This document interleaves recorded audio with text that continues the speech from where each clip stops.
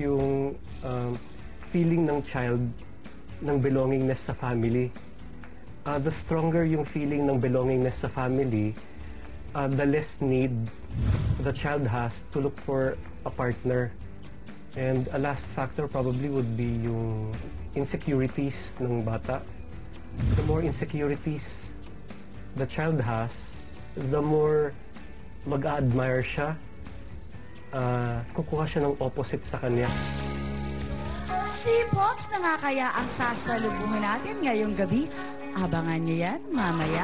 But for now, eto na, let's all welcome to the outside world ang napatawa ng forced eviction ni Kuya na si Michael. Hi, Michael! Let me see, kamukha mo nga ba? Hi, may konting resemblance. Halika na. Handang-handa ka nang salubungin na yung mga support na Michael! Mga kapamilya! Ang courageous lakan from San Martin, ex-housemate, Michael Fidelis! Hi, Michael! Nako, si Michael. Parang last week lang nung winelcome kita sa bahay ni Kuya. At syempre, Tony, nandito ang kanyang Tita Elma para i-welcome siya. Welcome, Tita Elma. Tita Elma, last week winelcome ko si Michael. Hindi ko naman alam na after 1 week, isasalubungin naman kita kaagad. Ang bilis-bilis ng pananatili mo sa loob ng bahay ni Kuya. But welcome back to the outside world. Kahit na 1 week ka lang nagstay, meron naman kami mga hindi malilimutan na nangyari sa'yo sa loob ng bahay. Kaya ito, panuorin mo. Malakas ang dating at matapang na binata. Papalakas ako para pagandaan mo sa pahinga. Dito tayo sa ano yan, Ngunit sa loob ng bahay, nakisama at nakisalamuha.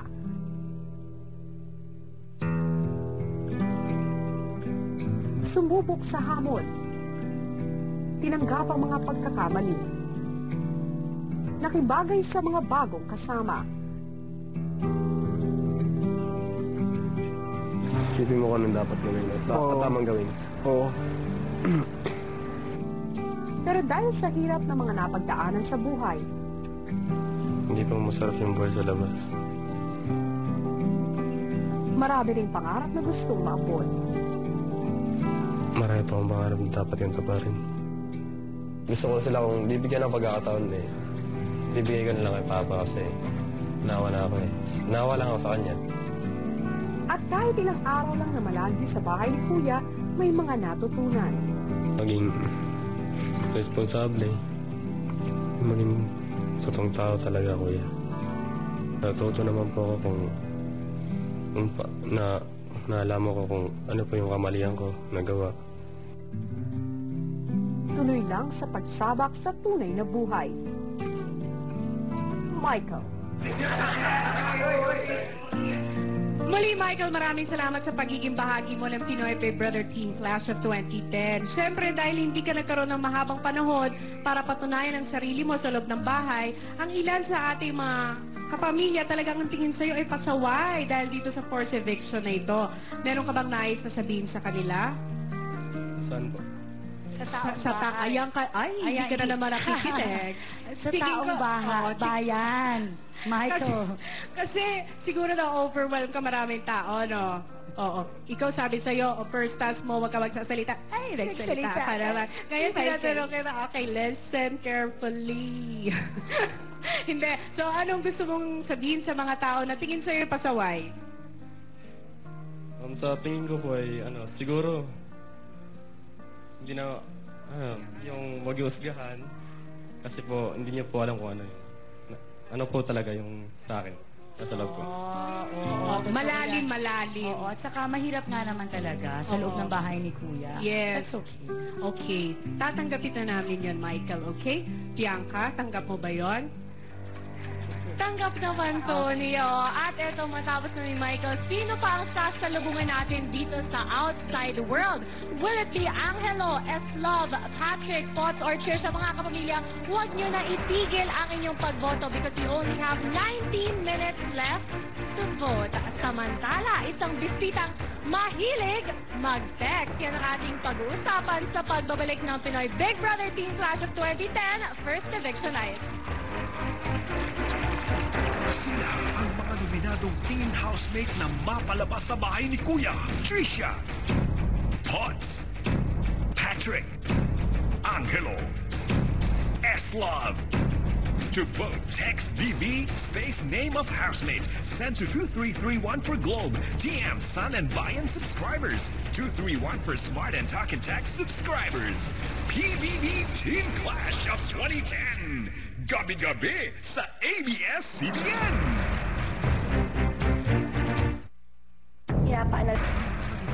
Teen housemate na mapalabas sa bahay ni Kuya, Tricia, Potts, Patrick, Angelo, S-Love. To vote, text DB space name of housemate. Send to 2331 for Globe, TM, Sun and Bayan subscribers. 231 for Smart and Talk and Text subscribers. PBB Teen Clash of 2010. Gabi-gabi sa Dalawang linggo pa lang ang teen ABS-CBN. housemate sa bahay ni Kuya pero kitang-kita na ang kaibahan sa pag-uugali ng mga kabataang lumaki sa simpleng buhay at mga teens na sanay sa komportableng pamumuhay. Nakagawian na rin ang apartment teens na maglaro ng spin the bottle. At sa minsang paglalaro ay tunukso nila si Patrick na crush si Fritzy. Pat, kung lalabas kayo, saan mo siya ibibig? Kung wala kang girlfriend. Walang pa na. Typical din. Saan niya? Restaurant? Baka kakaiba tayo. Bowling.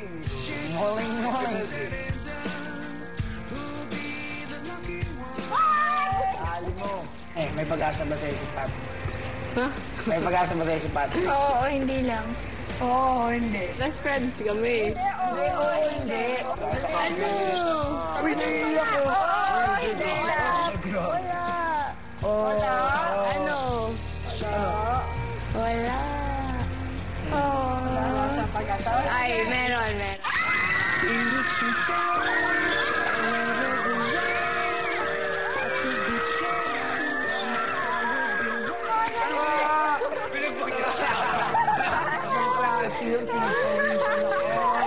Dahil sa mga ugali ito ng apartment teens, kaya pinarapat ni Kuya na papasukin ang isang bisita.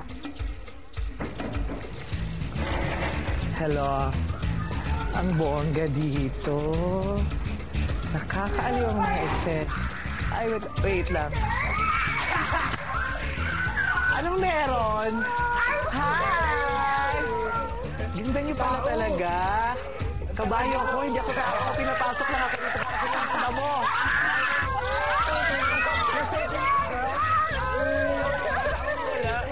Wala. Ayawan na natin, sayang pa.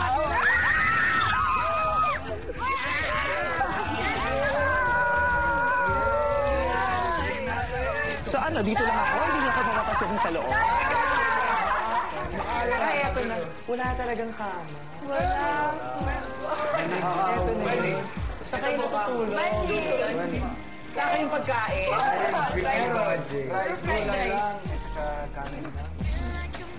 Nagpapaawa kayo. Kayo na rin ako. Mayaman tayo. Uy, may nag-text! Nakakaloka, may nag-text. Idol ko kayo, apartment housemates. From Juan Tamad. Bakit idol kayo ni Juan Tamad? Naman pala kayo, tapos nagtataka kayo kung ba't wala kayong pagkain. Hindi po kami nakatulog ng maayos. Pag-ihiban, ang soft po ng mga paligid namin. Tutulog po. Yung ano po namin, yung ulan namin. Back to work, mama. Kung tamad kayo, wala kayong karapatang magreklamo kung wala kayong pagkain. Dahil ang mga may karapatan lang kumain, yung mga taong nagsisipag at may pangarap sa buhay at pinagtatrabahuhan ito. Tama?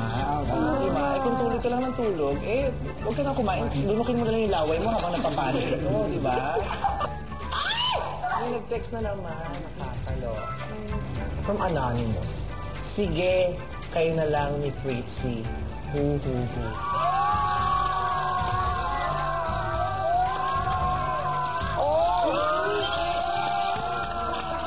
Ba't may something kayo ni Fritzy?